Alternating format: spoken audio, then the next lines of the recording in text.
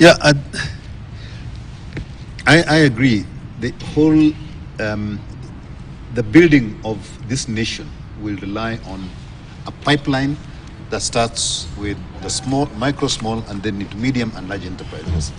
But at the same time, we also need to be deliberate around how those opportunities are created at the county level. Because if we get a very nice blanket of functioning enterprises at the county level, out of those will arise the phoenix, as it's called. And recently they talked about having these industrial parks across all the counties. Now it's great to have those industrial parks, but for what reason? What are they targeting? Do we have within the counties a targeted way of populating those industrial parks, right? And industrial parks presumes that you already have material that can actually be produced, can be converted, aggregated, or whatever the case may be in those industrial parks. So we see all these things being talked about, but the question is, are they actually going to be properly managed at the county level, right?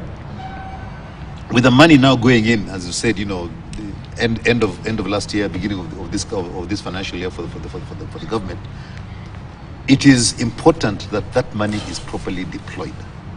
We have had money going into the counties in the past, but the kind of horror stories you hear about how that money is deployed is what has been failing us as a country. They've increased employment in the counties. So you've just added to the wage bill because you've got money that is available.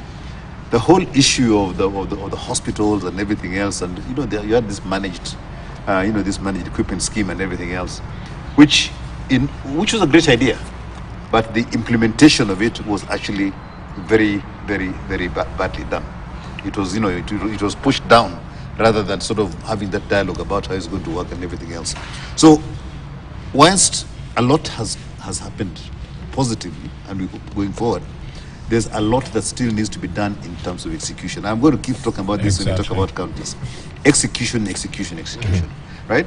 We are coming on the way up to the stairs with Prof. We are talking about the 40-page pullout that there was in the newspaper 48 yesterday. pages to be 48 exact. pages, yeah? In the pullout in the newspapers yesterday about what the counties have achieved and everything else. And I look at that and I said, I haven't seen this, I haven't seen this, I haven't seen this.